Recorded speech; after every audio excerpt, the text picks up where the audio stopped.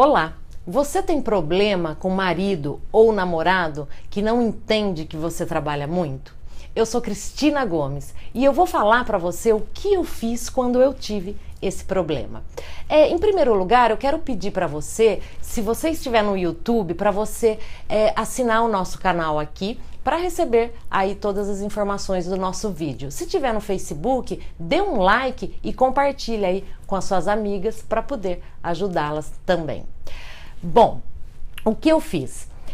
Eu tive bastante esse problema quando eu entrei para a área de treinamento e desenvolvimento humano.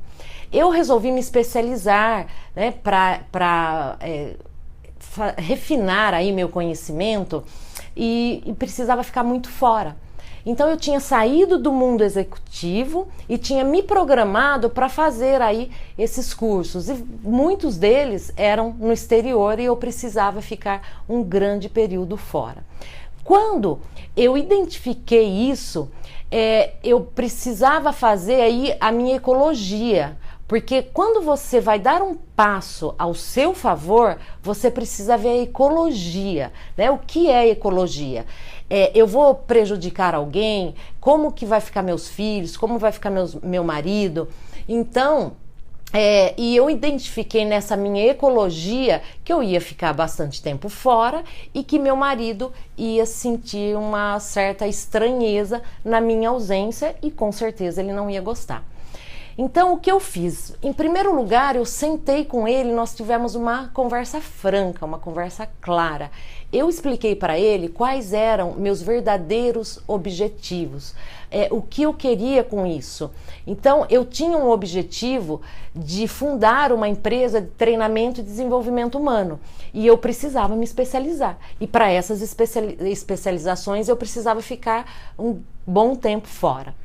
E aí nós começamos a conversar e entrar num acordo. E nós fizemos um acordo de convivência, onde eu coloquei para ele o que eu precisava dele para eu fazer isso e ele listava o que ele precisava de mim para facilitar mais a vida dele quando eu ficava fora. Então, na minha lista, uma das coisas era que eu precisava que ele fizesse supermercado para mim, comprasse frutas e abastecesse a casa. E até aquela época quem fazia isso era eu. E depois ele começou a fazer, né, devagar isso e faz acho que uns 12 anos que nós fizemos nosso primeiro acordo de convivência. E ele começou a fazer isso e depois de um tempo curto ele fazia melhor do que eu e até hoje ele que faz isso. Ele colocou também na lista dele que ele precisava que eu ficasse pelo menos 2 finais de semana no mês em casa, com os filhos, com ele, com a família, passar o final de semana inteiro. E aí nós fomos trocando aí dessa lista o que eu precisava dele, eu abria mão de algumas coisas que ele precisava de mim e ele abria mão de algumas coisas que precisava de mim. Então ele começou a ter a vida dele própria sem muita dependência minha e eu também a minha vida própria sem ter muita dependência dele. E isso foi feito através de uma conversa muito clara e desse acordo de convivência. Então, às vezes a gente pensa que nosso namorado, nosso marido tem obrigação de nos apoiar, porque isso a gente está fazendo pra gente. Era pro meu bem. Eu estava me desenvolvendo. Eu ia fundar a minha empresa de treinamento e desenvolvimento humano.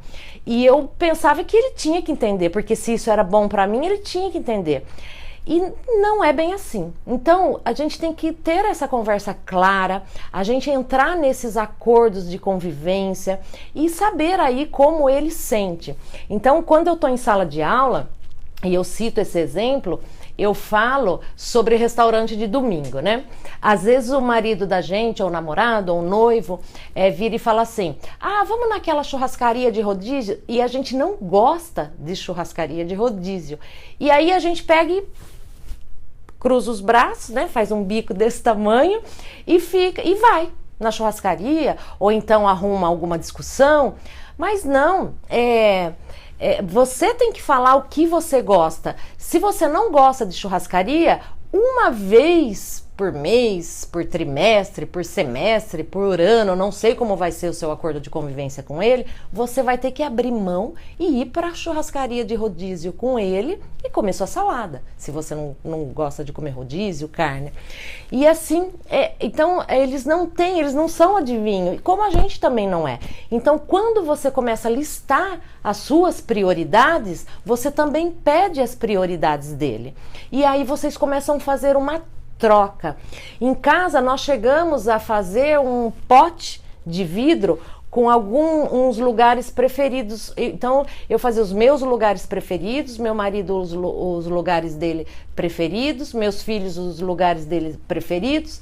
E quando a gente almoçava aos domingos fora, eu falo almoçava porque hoje a gente dá preferência para ficar em casa aos domingos. A gente tirava do pote o restaurante. E, por exemplo, era o restaurante preferido do meu filho, então a gente ia no restaurante preferido do meu filho. Então a gente mudava a opção pra gente, comer alguma salada ou comer um prato ali mais simples, e não precisava comer o tal do rodízio inteiro, né? Então é isso, nós temos que avisar as pessoas o que nós queremos e o que eles podem fazer para nos ajudar. E em troca disso, nós abrimos mão de alguma prioridade nossa também. Então, eu gosto muito de falar isso, porque quando a gente coloca, inclusive no papel, faz a lista, né, das prioridades de um e de outro, a gente faz troca. Então, por exemplo, eu faço isso, ok.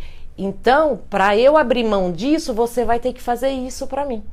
Entendeu? Então, isso daí nós chamamos, principalmente no mundo do coach, de acordo de convivência. Então, se você estiver tendo esse problema aí de estar trabalhando muito, ou até vice-versa, ou ele estar trabalhando muito, senta, conversa, tenha essa conversa franca e faça esse acordo de convivência, onde ele vai saber o que você quer e você vai saber o que você vai poder abrir mão para que ele também abra mão de algumas coisas que ele quer. Ok? Muito obrigada, eu espero você no próximo vídeo. Até mais!